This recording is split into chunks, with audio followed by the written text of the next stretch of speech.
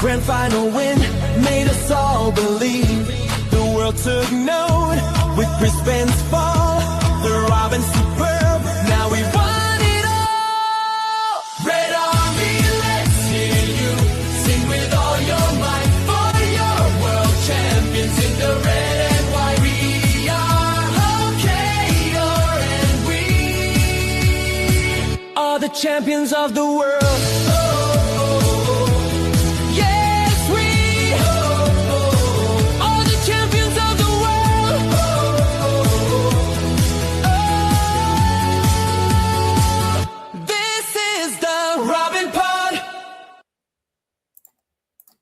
Hello and welcome to the latest episode of the Robin Pod, which is of course powered by Budget Tyres Auto Centre. And after no Robin Pod last week, we have got plenty to get through, and helping me do that is Robin Pod regular Bazza Kingston. How are you doing, Bazza?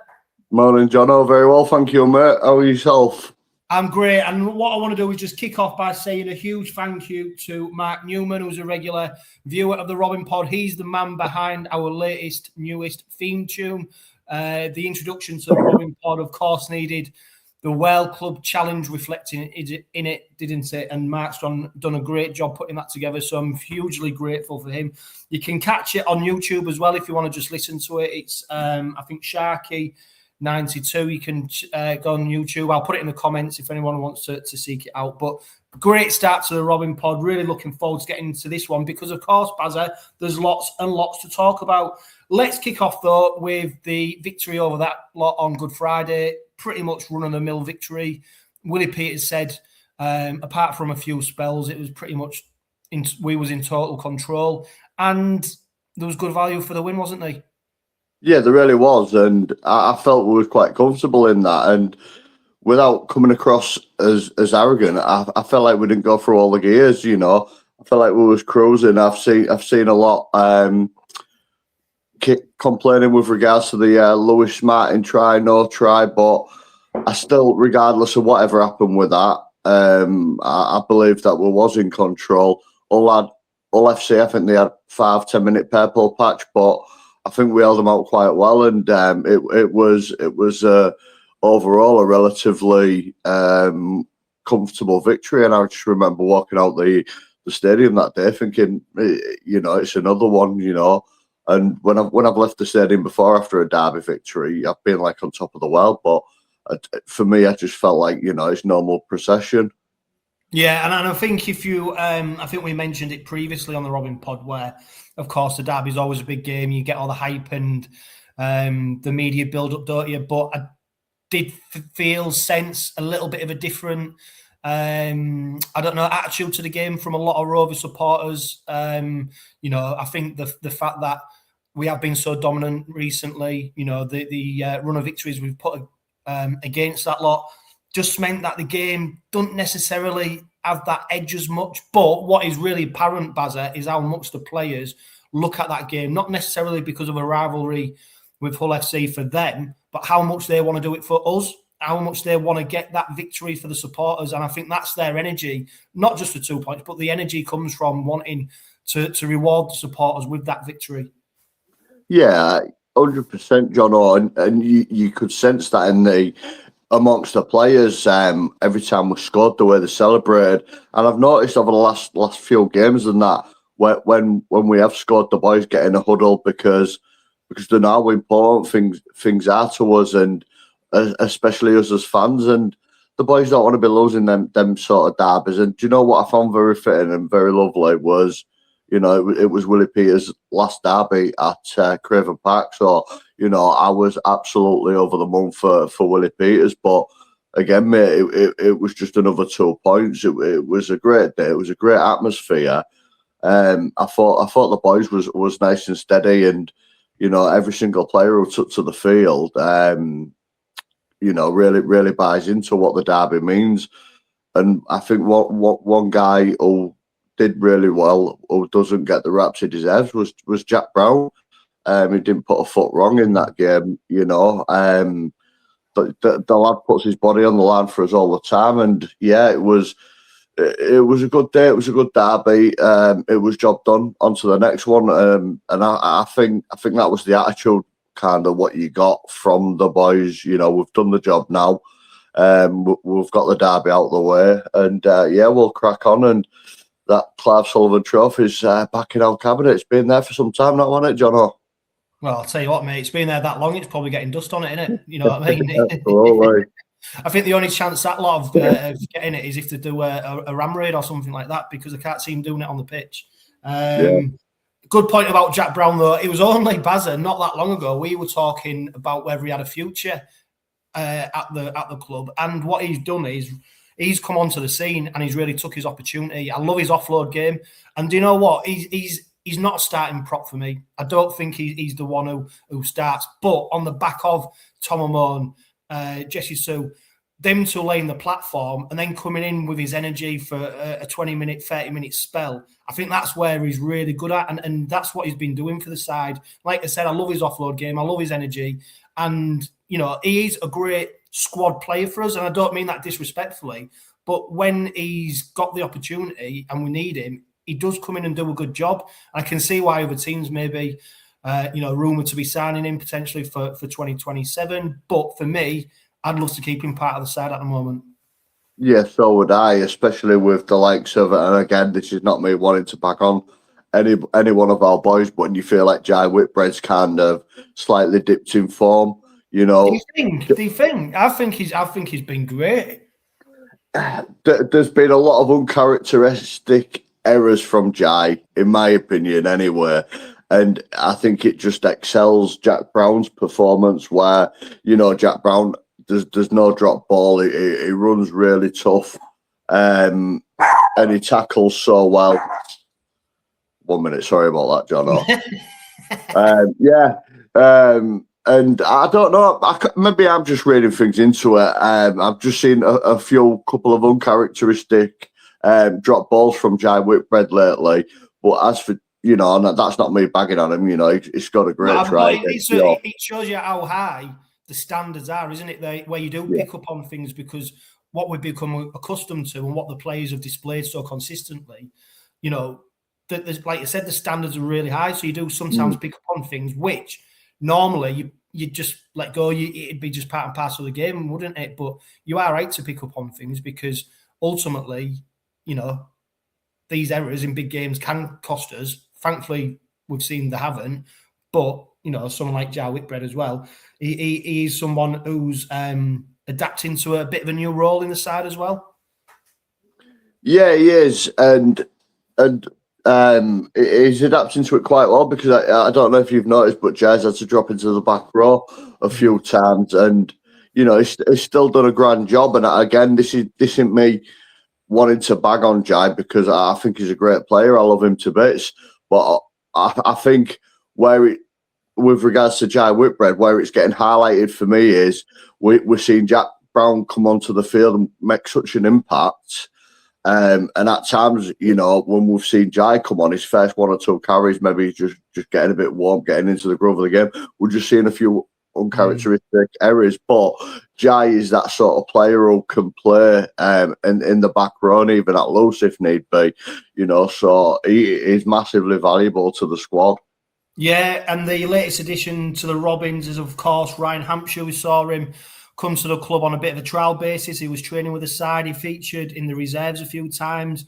And then the club have offered him a deal to the end of the season, primarily to support that spine in terms of adding a little bit of depth. I think Willie Peters said he was he just wanted to make sure that we've got that backup, particularly, you know, with Artem Org being out injured at the moment. Should something happen to Jack Broadbent, you know, there's a risk there, isn't there? And of course, Bazza, which is maybe not unique to the Robins, but the way that they train and how they go 13 against 13 and almost mirror what the opposition can bring.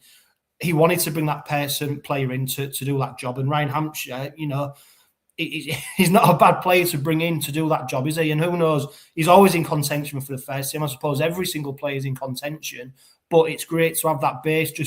And this is what I love about the club, Bazza, just going about the business, you know, making sure that there's a safety net there, not making any fuss, bringing right players in who fit into our culture, our system, the way we play, the way we train. And for me, it just ticks another box in terms of adding a little bit of security to the squad. Don't know, you hit the nail on the head there, because it just shows how well our squad, our club is, how well the club is really, really well run at the moment, compared to, should we say, other clubs at the moment. And I think it's a massively I don't know what you mean, valuable. Bazza. I'm scratching my head thinking, oh, you could mean. Oh mate, I know, but you can see Ryan Hampshire's value within that squad, because not only does he help our drills in training, but he's also there for the young lads as well in the reserve grade, and he's got a good head on his shoulders, and it's that backup if something was to go wrong now, you know. For example, we lost Gilly or Petter, and you know, it'd just be a case of dropping Jack Broadbent potentially into the centres, and then Ryan Hampshire comes in at fullback till we get Artur Morg back, because I feel like a lot of people's forgot about Artur Morg. You know, we've still got him to come back in a few weeks, but it's smart work by the club, because we can make a seamless change to our lineup without it affecting too many things.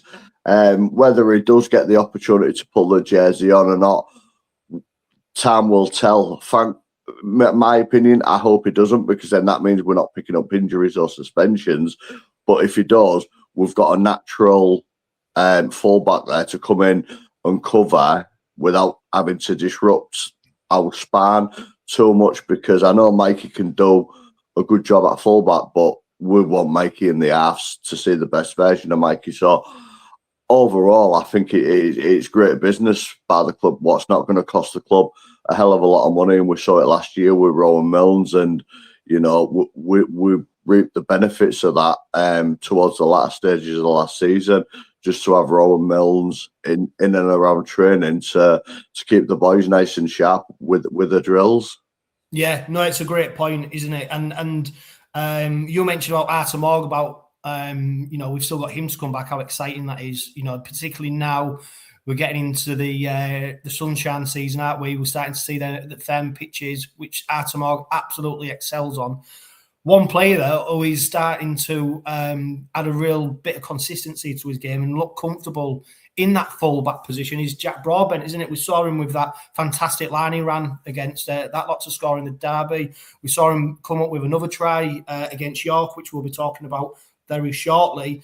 But you know, he did come up with a few errors previously, didn't he, when he first came into the side? But he looks very assured now, and this is the thing, isn't it? And we mentioned it lots of times on the Robin Pod about how even if Jack Broadbent is playing at his ultimate best, Artur Morg still comes into that side. And that's where the real difficulty is, isn't it? Because, like we said, he's one of my favourite players, Jack Broadbent. I love how he plays. But judging on what's gone in the past, even if he is at 100%, you still can't see him retaining that place in the side. Should Artur Morg come back?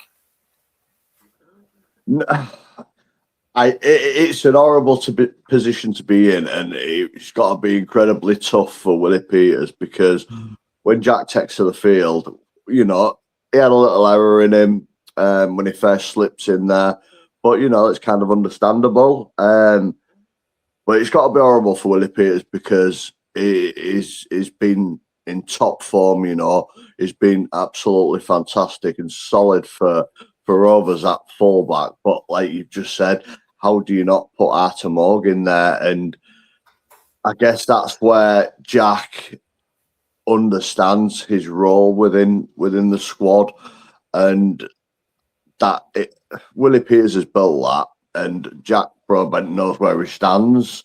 But again, who's to say Artur don't come back into the squad, go back to fullback, and you know, struggling to find form for a couple of games, then it's a simple solution by putting Jack Broadbent there. But it's not a decision or a conversation I'd like to have with either one of them if I was the coach, because it would be incredibly difficult, because you know, Jack is a fan's favourite, but then again, so is Artur Morg. I think like you've just said, over the two fullbacks, Artur is obviously the better fullback, but Jack's utility value to our squad is absolutely, you know, you can't put a price on that. So he'll be back in the squad in another position at some point, because there's always the option of there dropping him on the wing or in centre, and you know you're going to get 100% from Jack Broadbent, but it's a conversation I would like to have with him if you know, if you had to bench him for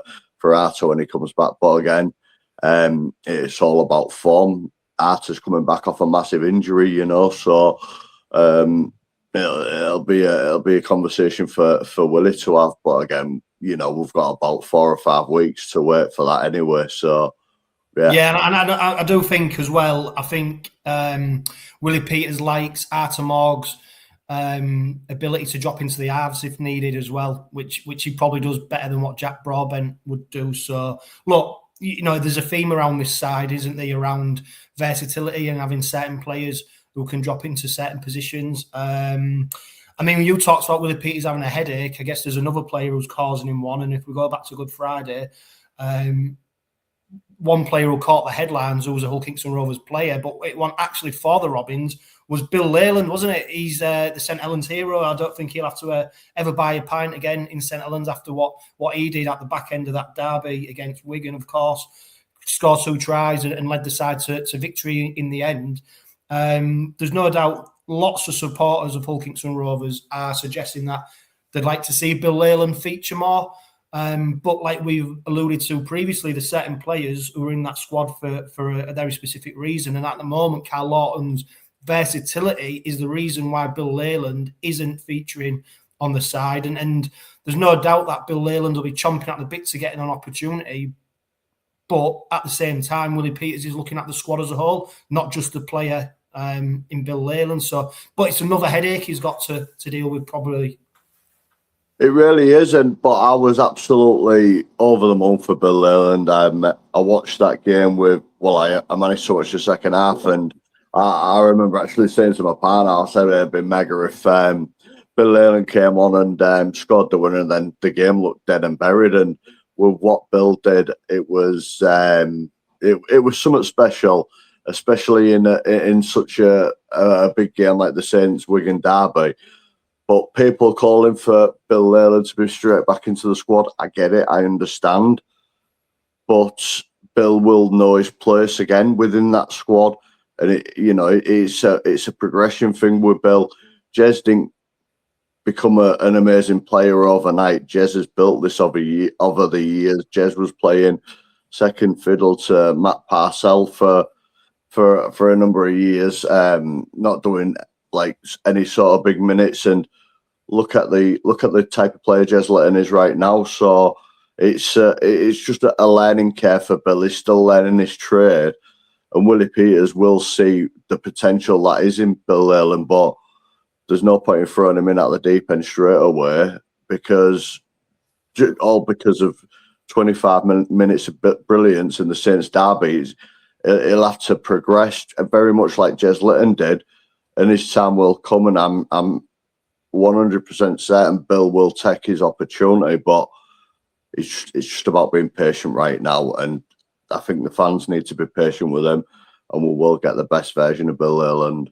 Yeah, and I think as well, what it looks like to me is that Jez is building up to being that 80-minute hooker now, with Lawton playing that supporting role. I thought Lawton, when he covered Litton in the derby, I don't think he was brilliant, but he's a solid player in there, isn't he? He's totally different to Jez Litton. There's no comparison in terms of the style of play, but he can come in there, solidify it a bit more probably than Jez maybe. I don't know. But he ain't going to give you that attacking spark, is he? He ain't going to be driving out the line like Jez does.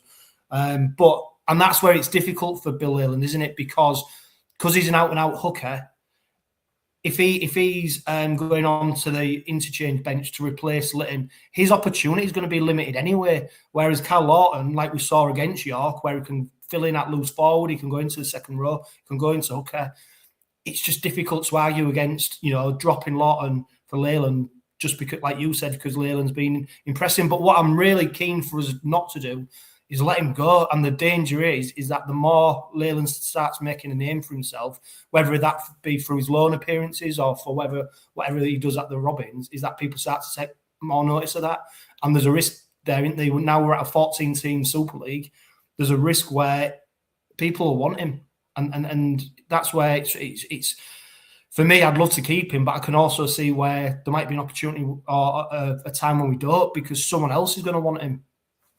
There is, but what better club to go to than at St. Helens to be around that environment, you know, with the rich history of St. Helens, and it'll be nothing but good for the likes of Bill Leyland, even Jordan Desiree. You know, it'll be quite invaluable for him, because I think he was a bit of an unsung hero that day in the Saints lineup. So, but I think overall for Bill Leyland, it is going to make Rovers fans a little bit jittery, because he's making a name for himself. But Bill Leyland's an OKR player. Bill Leyland's got a decent contract, and Bill Leyland is very much in the heart of East Hull, because look at his celebration.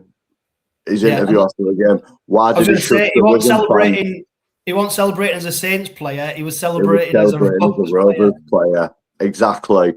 So you know, if you're being told you need game time to progress yourself, but going out on loan so you can come back to us as a better player, you've got two options: Gull or St. Helens. And I don't mean to disrespect Gull in any way, but it's only going to enhance Bill as a player, being in and amongst that Saints setup and working under a great coach under Paul Rowley.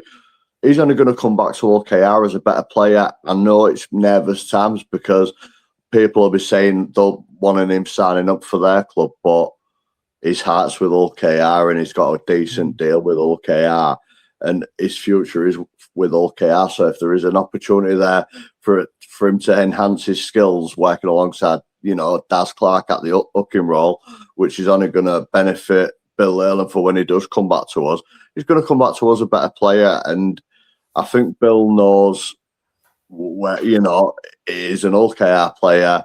He'll be coming back to us, and he's going to come back to us a better version of himself. But again, we've lost Dean Adley this week, so that might throw a spanner in the works. You know, we could potentially see Bill feature over in Toulouse, but anything can happen. But now, let's say what, Bazza, as well. Do you know what?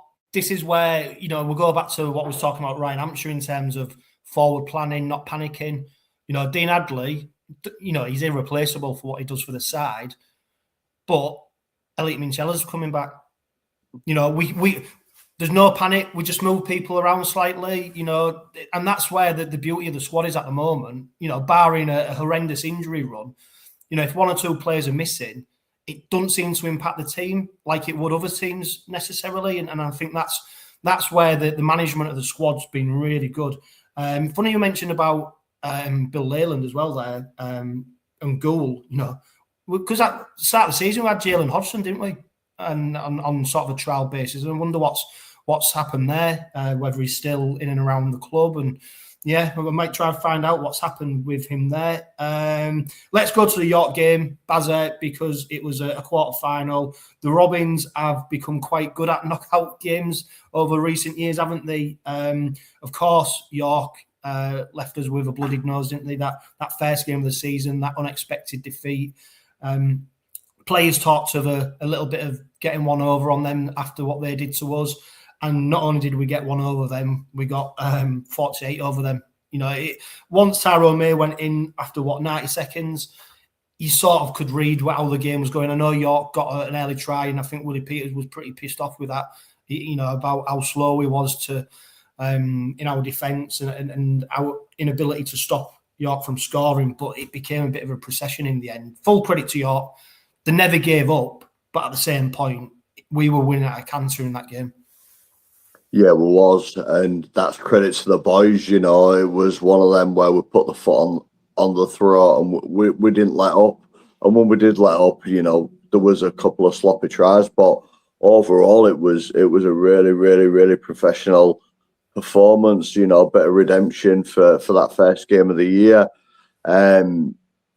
it was a bit gutting with the soft tries that did go in. But Tyrone, mate, he's coming to some fine form for OKR lately, and I feel he's going under the radar quite a lot. As Tyrone everything good we do in attack, Tyrone has his hands on it, some in one part or another. But not only that, his defense is so tough from Tyrone May. It was a good professional performance, and we're starting to find that form from 2025. And it was another game. I felt like we didn't go through all the gears. I felt we was cruising very much like we was against OFC, and I credit to York because they was massively depleted, and you can only beat what's in front of you.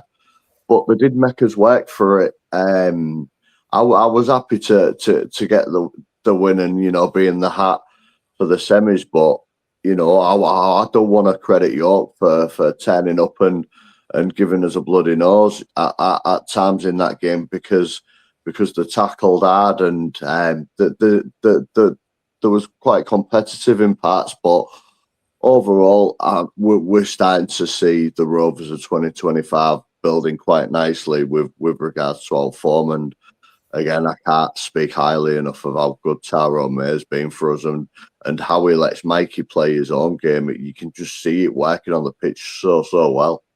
Yeah, and Bazza, it wasn't too long ago people were questioning Tyrone May's inclusion in the side and whether Ben Reynolds should be getting in over him. I mean, how crazy is that when you, even at the time, mate, I thought it was absolutely bonkers, let alone now when you look back. For me, May is I mean, the title of this week's Robin Pod is Back in the Groove, and I think Tyrone May is fully back in the groove. I mean, I think he was the first to admit that the tries he scored were support play tries, but that's a skill in itself, knowing when to go, when to be that backup player. And it's amazing, like when Tyrone May at times gets the ball, it's like he slows down time. It's like the defence don't know what to do. They don't know whether to go in and go for him. But then as soon as they do go in for him, he comes up with a magic pass or a little short kick through.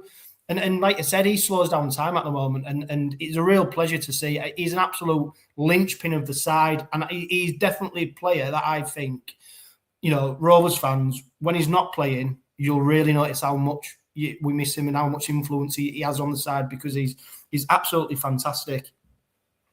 It really is, and I couldn't ever see a side without Tyrone May. So that's one thing about him is his injury record has been phenomenal. But I think we had a little spell last year. I think he had 1 or 2 match ban from the Salford game, and we knew about it when we had Danny Richardson going in there. And I don't want to bag on Danny Richardson, but he's no Tyrone May. So we've seen the importance of Tyrone.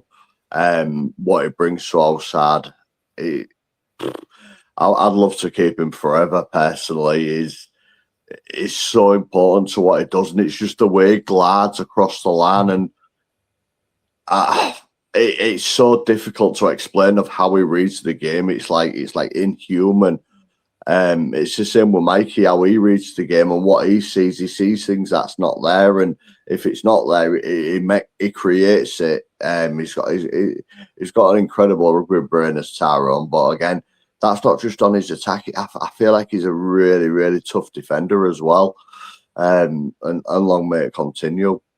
Yeah, and that is, look, you don't get into this Rovers side if you can't defend, and not only is Tyrone May able to defend, he's one of our best defenders. He's not afraid to go in for the big boys, is he? You'll see him facing up to a prop, but also he gets through so much work, and he is an asset just in that middle part of the pitch, isn't he? Because he is so willing to put himself about. And like you said, the way he glides across the pitch, the way players just know when to make a run from him. When they see him get the ball, they know something's on. We saw, for me, one of the best ones was in the World Cup Challenge when he dabbed it through to Peta Hiku. That came out of nowhere. But if you look from where Hiku's run started, I think he was at least, 1 metre, 2 metres just behind Tyrone May. So even at the time, it wasn't a set play, but Hiku knew something would be happening. And that's that cohesion in the team, isn't it? Where you don't realise sometimes just by the way they train, the way they interact with, they always, not everything's a set move. And I think that's what we're getting the balance right at the Robins at the moment is, of course, we see some set plays, we see lots of set plays, but they've still got that ability to play the off-the-cuff rugby, and that's why Tyrone May is so important. But I think players like Jez Litton and Mikey Lewis are starting to bring that into the game. We're starting to see Mikey Lewis start to wander into the middle of the pitch where the defence aren't quite sure. We've seen him pop up passes to like Whitbread or Jesse Sue where they're crashing over close to the line. Litton's doing the same. And I think it's maybe more noticeable now because of some of the tries that we've scored.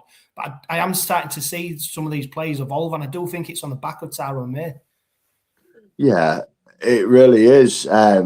Especially Mikey, and like I said earlier, Mikey can only play his game because Tyrone allows that with how Tyrone plays his game, and it frees up to Mikey to be that running half. And in some runs, the way Mikey hits that ball, he hits it like a prop forward, running at the line. And Jez Litton, I feel like now all this travel's over with, all this adversity, things are settling down. We're starting to see the best version of Jez Litton, and with the rule changes, we're starting to bear the fruits of that now with the faster rucks. But there's one chap I won't be mentioned yet, and that's Suaso. So, how old is he now? About 106. Him and Tom Amon complement each other so well. Battering the line, and it was great to see Suaso go over the line against Well, I was going to say, Bazza, that try from Sue, I think it was the previous set. He'd done two absolutely monster tackles, and we just in that snippet of 60 seconds, a minute, whatever it was, Sue showed everything that he's about. Two monster tackles, the fitness though, and the weight rate to get back up, get back into line, and then to see the crash ball try going over. Absolutely fantastic. And for me, like you said, he's getting better the older he gets. It really is. And is another one where contracts are coming up for next year, and would you, wouldn't you? And I think on current form, it's hard not to, because, you get 100% out of Jesse week in, week out, and is that stability in the middle, is that power going forward, and you rarely see him drop off tackles. Again, he's an old boy, but the old boy's doing a massive job for us amongst with Tom Amon, because I'm massively impressed with Tom Amon. We're definitely starting to see the form that he had for Lee, and he's doing some massive minutes as well. Yeah. He looks happy as well. He's Very happy. playing with a smile on his face. Yeah, it really is, and it's great to see. And that's the environment. That's the environment what's been created by Willie Peters and the staff, and everybody wants to be there, be happy. And we're starting to see how hungry the boys are now for more silverware. And got a little draw against Wire in the semi-final at Doncaster. So I've seen a few divided opinions over that over the weekend, but I'm just happy that we're in the semis. Yeah, and Tyrone May, obviously, hat-trick, but it was Mikey Lewis who hit the headlines, wasn't it? I mean, that solo try, the kick through. For me, it was the grounding of the ball, which was the special bit. That the ability to keep within the field of play, to get that ball down like he did. And I think we're at a point now where Mikey Lewis is letting his rugby do the talking. We said about the pressure of him sort of being the poster boy early in February, didn't we, with the World Cup Challenge in Las Vegas. Now he's having an opportunity where he can just go out onto that pitch, express himself like we know he can. And that try was pure magic. I think people have said if rugby league had a higher profile, this would be global, that kind of effort. And it really should be, because that is Mikey Lewis at his prime. Yeah. And it's that eyes up rugby, what you can't train. And you've heard the boys say it, what Mikey has cannot be coached into a player. What he's got is very, very special. And for him to see that space in a split second and back himself, you've got to have that confidence to be able to back yourself, and he does. and he finished it as well. We was all in the stands thinking, it's gone dead. But the way he got that ball down is a massive credit, because he's not the tallest fella, is Mikey.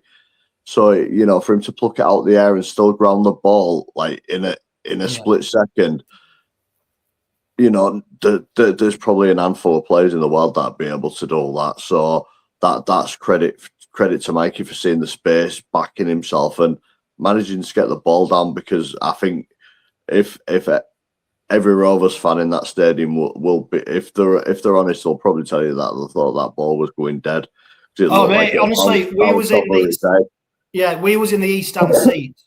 So obviously we didn't have the best view. When you see him do it and you think, and then when you look at the TV screen, it was a genuine wow moment when you go, he's got it down. How the hell has he managed to do that? So, and that is the bits, the things you probably can't train, coach. That is just natural, raw rugby league instinct, isn't it? I'm great. It's great to see Lewis, playing rugby league with a smile on his face. Other players probably getting headlines over him, which allows Lewis just to get on with his job and concentrate on what he's doing for the team. And he's doing it very, very well at the moment. And whilst we're talking about well-executed tries, Joe Burgess, I think he had half his body was in the well when he put that ball down. Unbelievable. And it's not the first time he's done it either. No, and I think that's what us Rovers fans sometimes take for granted is Joe Burgess' ability to finish in the tightest of spots, because he's a big lad, 6 foot something, and for the way he manages to finish the ball in the corner is, I don't know how he does it. It looks like spaghetti legs to me, but he always finds a way, and it's that rugby brain. But there's one player I don't feel sorry for, and I don't feel deserves a try, and that's Tom Davis. For the 5 games now, isn't it? Is it 5 games? Yeah, and he gets us out of some sticky spots, does Tom, at times, and you just want to see him get over the line, because I feel like he deserves it. But Budgie, his finishing abilities is second to none. I thought it was in touch. I thought it was done. And, the ultra had gone. It meant nothing. Yeah. But the way he went for it was like it was the winning try. And that's the belief, and that's what it means to him. So, long may it continue. Yeah, and you mentioned Tom Davis. I tell you what he might not be giving us in tries at the moment is giving us more in his back play and his ability to. I think he's top meter maker. He might even be top meter maker in Super League. I'm not quite sure. I have to double check.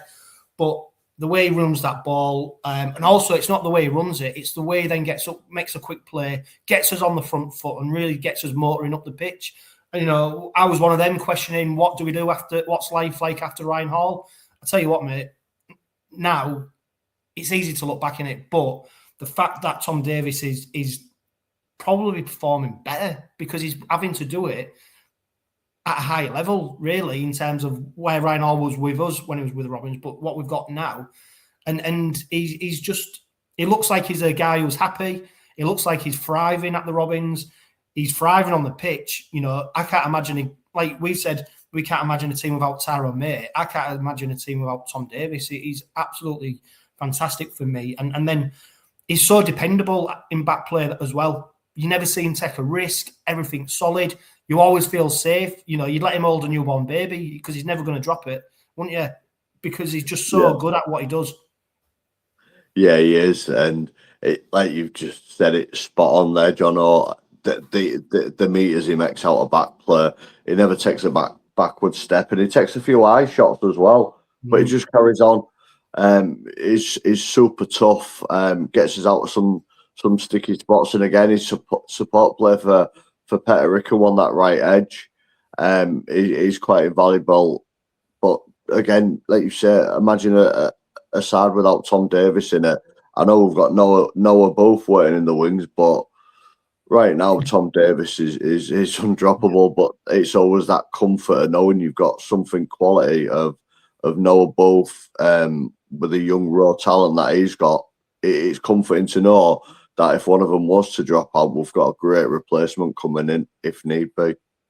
Okay, well, of course, that victory against York means that the Robins have entered the Challenge Cup semi-finals. Before we talk about the semi-final draw, and of course, Toulouse away, I caught with Steve Till for Robins Revisited.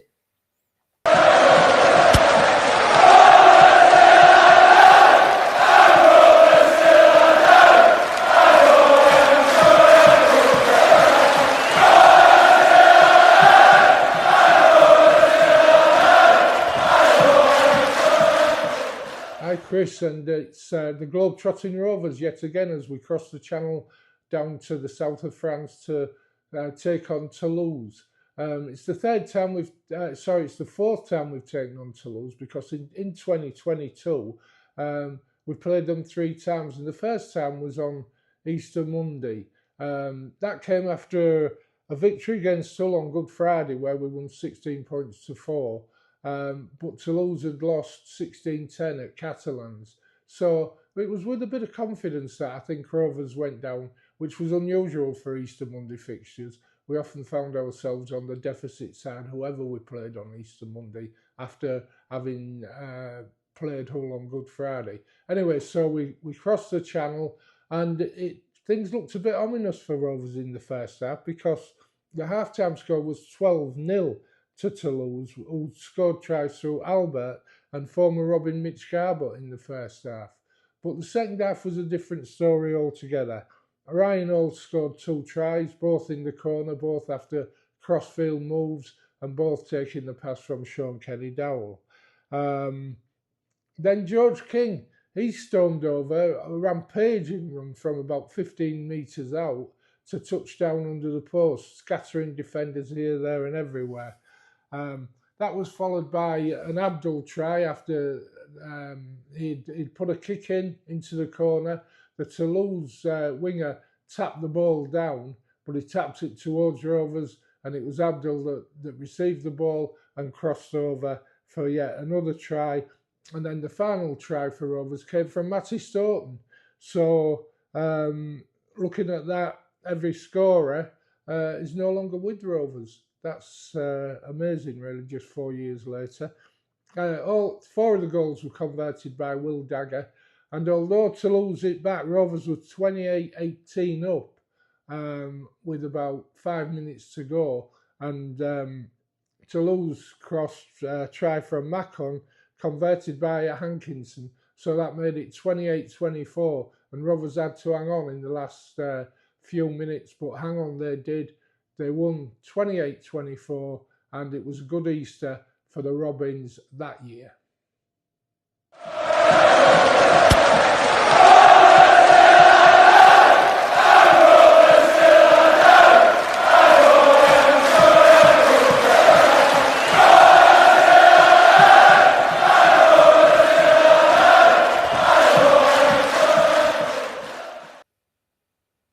So Bazza, of course, after beating York, we drew Warrington in the semi-final of the Challenge Cup. It's going to take place at Doncaster on the 10th of May.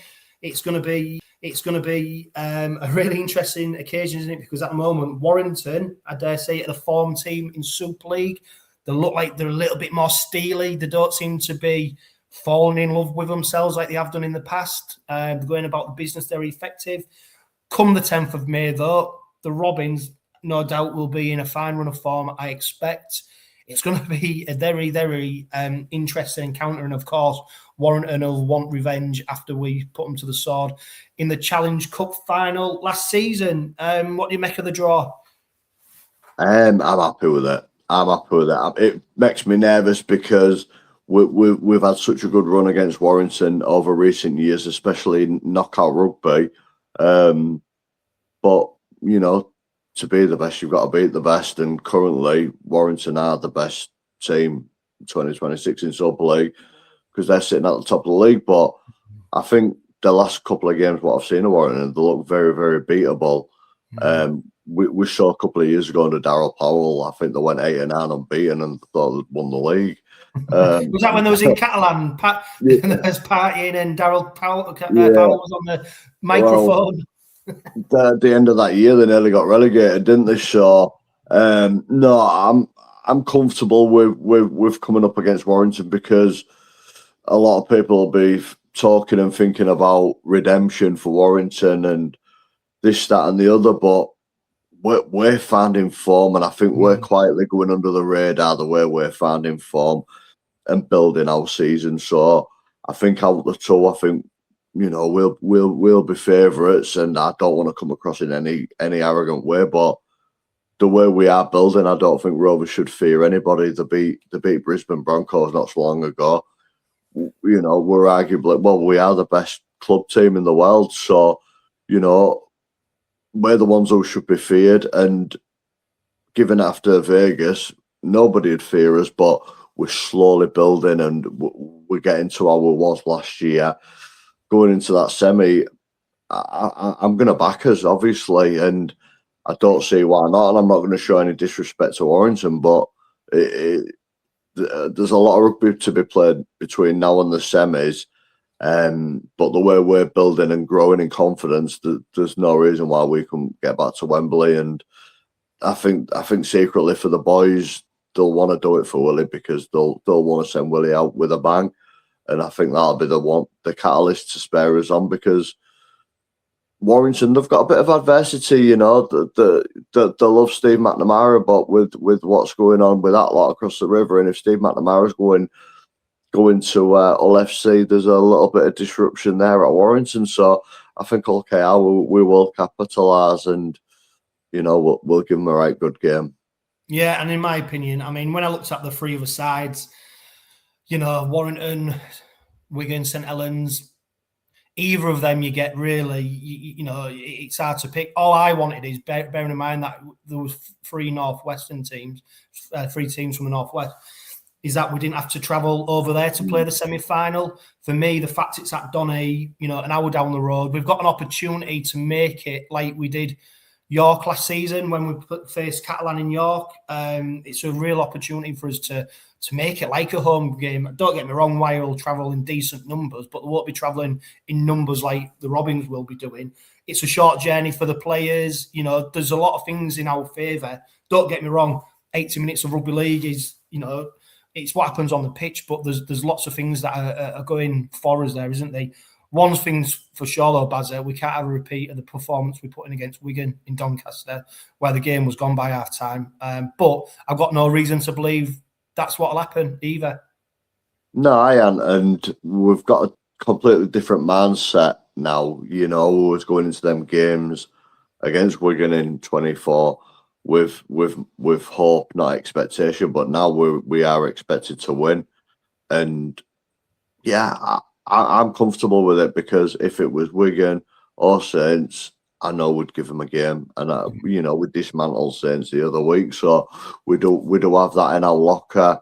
I think it's going to be a really, really intriguing fixture, but currently we do have Warrington's number, and long may it continue. Yeah, and of course before then we've got Toulouse on Friday night, another one of the promoted sides. Another one of the promoted sides who's struggling a little bit with form, of course, based on the scene at the start of the season, just like York and Bradford did.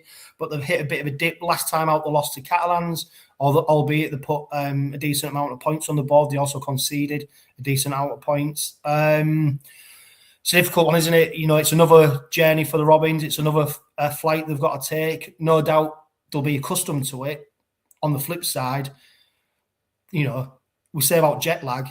I'm sure they are getting maybe a little bit of jet lag from the travelling. Just it's another breaking routine, where we're the normal home and away fixtures in this country. We've just got into a routine, and then we're having to travel again. But this is an ultra professional side, and I do expect them to come away with a victory, albeit I don't know.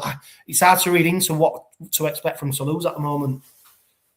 Yeah, and it's going to be the last one of the year, and I think Willie will be saying to that to the boys. We've done some massive miles, we've done some huge travelling. This is the last one, the last time we've got to go to France this year. Let's go out there, get the job done, bring them 2 points home, and all the other travel will be forgot about.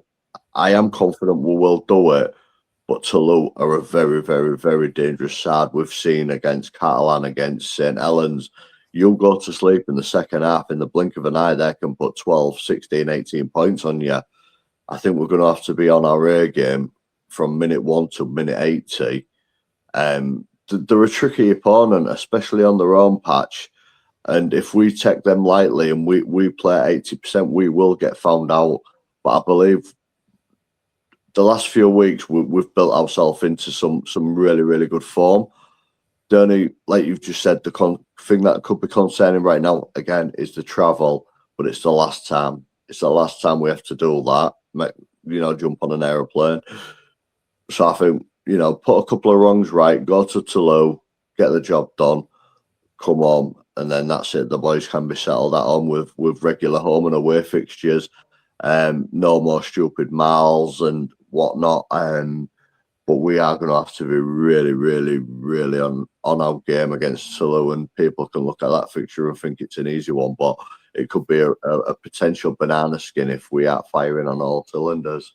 Yeah, and there's no doubt whatsoever that as we record this, we don't know fully what the squad will be, but there's been no reports of injuries other than Dean Hadley. Saying that, I mean, even when Dean Hadley is injured, he seems to get patched up. I think if he was in a wheelchair, he'd be getting rolled out by Jez Litton and it'd be in the second row.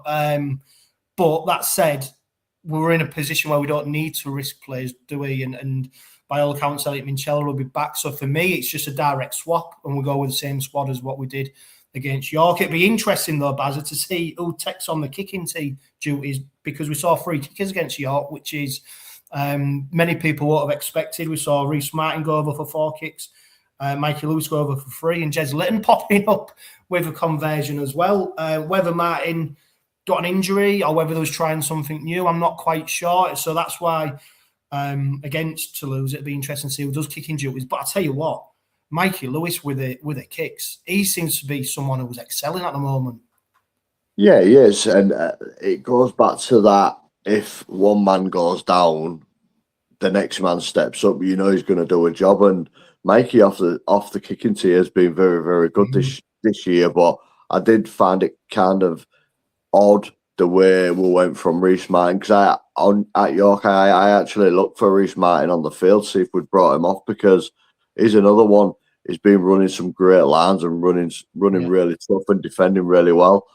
And it was noticed when he wasn't in the side. But yeah, I was looking to see if he was still on the field, and obviously he was there. But all I can think of, he's had a twinge, or he's just because Litton, when he kicked it, Mikey Lewis was also down in backfield, wasn't he? Yeah, he was getting a bit of treatment. Didn't Reece Martin pop his hip or something last year? But he's just come back from a 4 weeks out with a broken foot, so something might not have been quite right there. So again, either way, the club's got it covered with that next man up mentality. It's Mikey's got the kicking tee, and he'll do a job for us. And it was smart play by the club not to risk him. It was great, very, very welcoming to have Reece Martin back on Saturday afternoon. Excellent. That brings us to question time.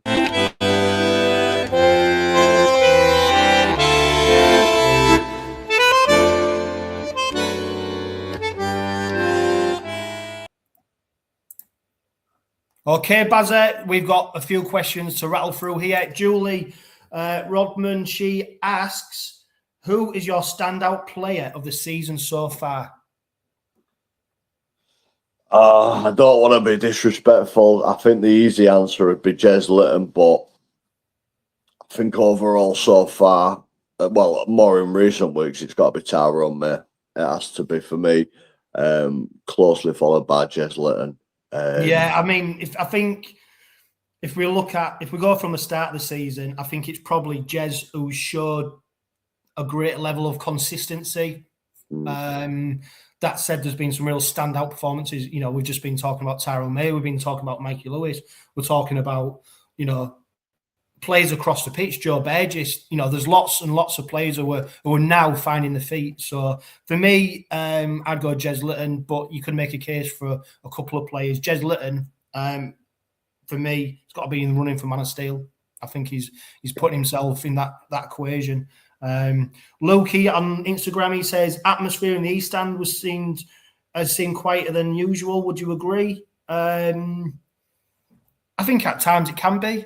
I think that's always been the case at Craven Park. As much as we do have a name for ourselves for creating atmosphere, and we do back the boys, and it is intimidating, and we can rise to the occasion on so many times. But there's always going to be a lull, isn't there, as well? And sometimes people are just watching the game as well. Yeah, I actually thought that, because obviously I stand in the well, and at times, it was unusually quiet. But I think that's what we've become accustomed to when we blow teams away. If it was a high tempo, intense game against a Wigan Warriors or a Leeds, then the crowd's going to be screaming for the boys from minute 1 to minute 80 to get them over the line. But I think because we was in cruise control against York, yeah, you are going to expect a couple of flat spots in the crowd. But what do you want? You know what I mean? We was cruising, and like you've just said, people maybe just enjoying a beer, watching the game. Yeah, Nick Shepherd, he asks about Carl Lawton and Bill Leyland. I mean, we've already discussed that. He asked whether it's Leyland doesn't look like he's going to get an opportunity while Carl Lawton's there, what we pretty much agree with. Is it time for him to go out on loan? Probably is, and I've got no doubt whatsoever Willie Peters will be looking at it. Obviously, there'll be a number of suitors after him. St Helens probably namely one. So, any opportunity for him to get game time, particularly in Super League, I'm all in favour of. He does make the point about strengthening our rivals. That said, you've got to weigh up the pros and cons of it. But I think sending him out on loan would be definitely in favour of. Dave Campbell says, can stop fans complain about the semi-final venue? Pretty sure all season ticket holders will be able to attend. Mate, I've got no doubt whatsoever. If you want to go to that game, you will get a ticket. There's no worry whatsoever about that. And I think, do you know what? Fair play to the RFL. I think originally it was going to be at Headingley, wasn't it? They looked at Headingley to host it, but there's a 10K run or something, Rob Burrows 10K, which is taking place, which means the stadium's out of action. And because we're in football season time, there's not that many places for us to go. So if I'm a Warrington fan, I'd be pissed off because I'm having to travel much further than the Rovers fans. But from a selfish point of view, I think it's fantastic. So now we're down the road. It's an opportunity for as many, like I said, if you want a ticket, you'll get one. And for me, it ticks the boxes. Yeah, I was over the moon. Again, grateful to be in that semi-final. So wherever we play, we'll be there. And to be fair, Badger, as well, I'd rather play at Donny, which is 75, 80%, 85% full, than play at Headingley, which is half empty. Let me ask you this. I know a lot of Rovers fans was pissed off because it's Doncaster. They wanted it at Headingley, but we were second out the app. So be careful what you wish for, because you could potentially have been at Headingley in that West Stand in the pissing down rain with no cover, where you can be in a nice all-seater, decent stadium. We'll get tickets. There'll be no issues with tickets. And Mark Brady, we'll finish on this one, Bazza. He says, and James Scruton, it leads into the question you're asking as well. I'm sad to see Willie go, but I would love his replacements coming early and see how Willie runs the club. I do worry about a new coach coming in and not training the players as hard as Willie Peters does. What's your thoughts? And then James adds to that. He says, what would your choice be? Who would your choice be for the next head coach? Should we try and get Adrian Lamb from Lee? You mentioned that previously. And it's interesting because Paul Lakin has spoke on the subject, and he said that the club are hoping or expecting to be able to make an announcement in May about who the next head coach will be. He's commented that Willie Peters is been helping the club in terms of sourcing a new coach, in terms of being a sounding board. And also what he wants, what Paul Lakin said he wants, is the new head coach to be working in parallel with Willie Peters with a view to next season. So, and he also talks about it being evolution rather than revolution, because he said next season's squad is pretty much set now. So what he wants is the head coach to come in and not really have to change too much, but be able to put his mark on the team that's already there. So, hey, look, it'd be interesting if they're making an announcement in May. It's going to be interesting to see who that is, whether it's someone in a head coach role already, whether it's going to be an assistant coach. We don't know, do we? Because the only name that's been mentioned is Michael Ennis. And for me, I'd be very surprised if it is him. But there's no talk other than anyone else. The only rumours that have been leaked are from you, Basil, when you said about Adrian Lamb. No, again, that was just talking to a friend who's a Leaf fan who said he won't be surprised if OKR had come in for Adrian Lamb, and I think it'd be quite a shrewd appointment if it was to be him. As for getting a coach in early, no, because I don't want to. You don't want current squad disrupting too much, and I think what we'll want from the new coach is to understand the club, understand the history, understand the fans and how we are all connected. That's what we want from the new coach, because that's very much what we got from Willie Peters. But we also want the new coach to put his own stamp on things and have his own ideas, because nobody's going to be able to replicate Willie Peters, and they're not. So as for a coach coming in early, I'm on the fence with that because this is still Willie's team.